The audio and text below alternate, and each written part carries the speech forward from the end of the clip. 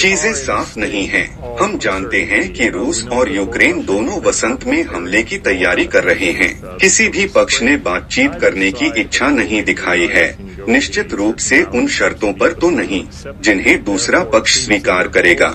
इसलिए ऐसा लगता है कि दोनों पक्षों का ऐसा मानना है कि किसी भी प्रकार की शांति वार्ता पर विचार करने से पहले उन्हें युद्ध के मैदान पर ज्यादा फायदा उठाना होगा।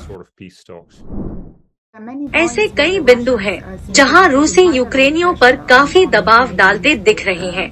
वे सैनिकों को भेज रहे हैं, आप जानते हैं, बिना बहुत ज्यादा इक्विपमेंट के, बिना ज्यादा ट्रेनिंग के, बिना ज्यादा गोला बारूद के, बस यूक्रेनी सुरक्षा का आकलन करने के लिए और फिर ज्यादा पेशेवर सैनिकों को आगे बढ़ने की अनुमति देने के लिए। मुझे लगता है कि वे कुछ क्षेत्रों में आगे बढ़ने और दबाव बनाने के लिए बहुत अच्छी तरह से प्रशिक्षित बलों के छोटे समूहों का इस्तेमाल कर रहे हैं।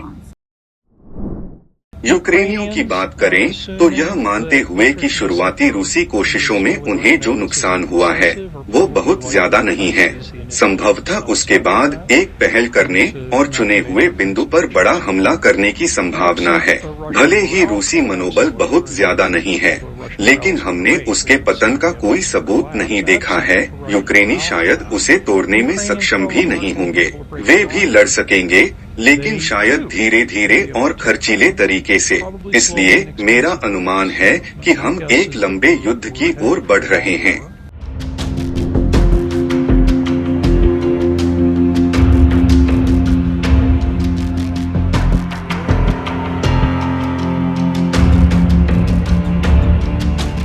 फिलहाल पुतिन का पीछे हटने का कोई इरादा नहीं है।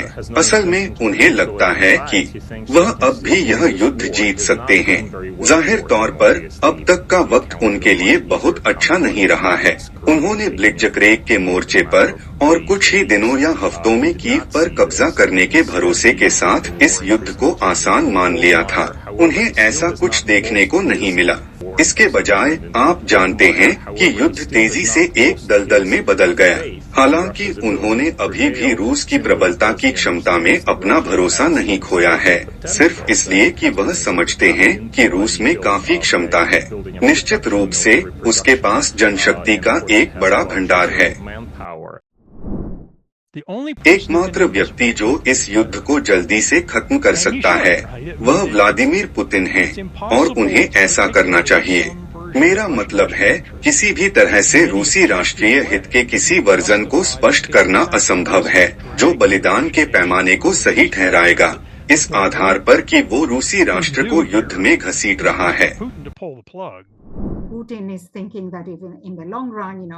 पुतिन सोच रहे हैं कि लंबे वक्त में पश्चिम थक जाएगा और इसलिए रूस एक रणनीति के तहत यूक्रेनी प्रगति का मुकाबला करने की कोशिश कर रहा है जो दीर्घकालिक है और इसमें हताहतों की बड़ी संख्या शामिल है। मुझे लगता है कि यह एक बड़ी समस्या है जब हम एक ऐसे दुश्मन का सामना करते हैं जिसको हताहतों की संख्या से फर्क नहीं पड़ता।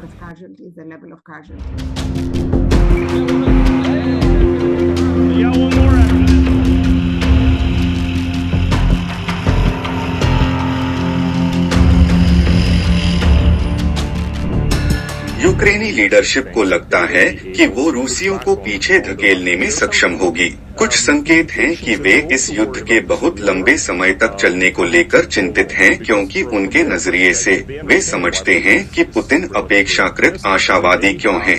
मेरा मतलब है, वे युद्ध लड़ रहे हैं और उनकी अर्थव्यवस्था अच्छा नहीं कर रही है और उनके लोगों की हालत अच्छी नहीं है और उनके बुनियादी ढांचे को रूसी मिसाइलों द्वारा निशाना बनाया जा रहा है। इसलिए वे प्रबल होना चाहते हैं और वे तेजी से प्रबल होना चाहते हैं। यही कारण है कि वे पश्चिम से ज्यादा एडवांस्ड हथियारों की मांग कर रहे हैं। यह एक तरह से बहुत नाजुक पल है।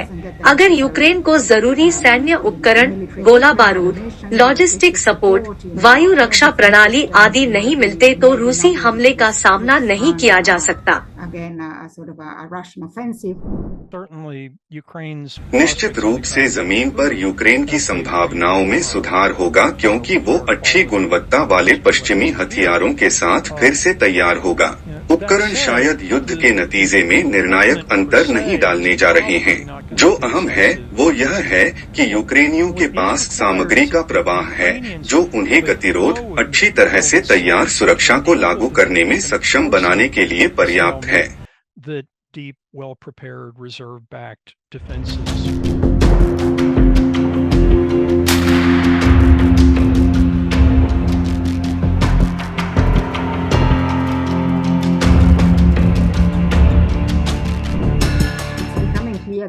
यह स्पष्ट हो रहा है कि यह वो युद्ध है जो मुझे लगता है कि पश्चिम हारने का जोखिम नहीं उठा सकता है।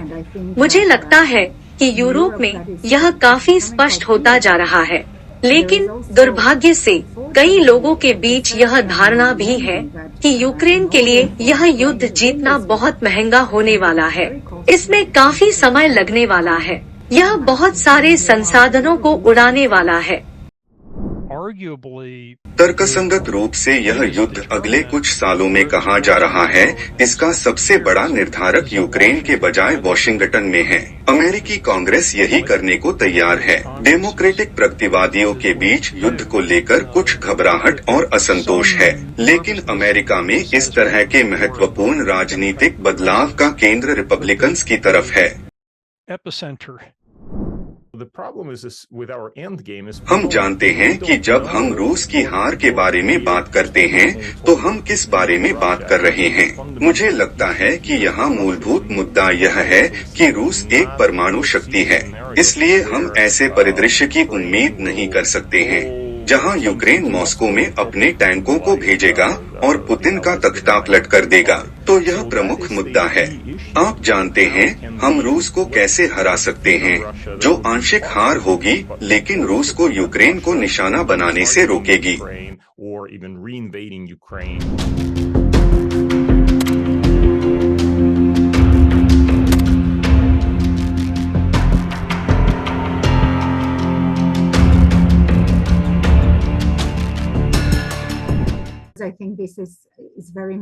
मुझे लगता है कि यह एक निश्चित सीमा तक एक औद्योगिक युद्ध है।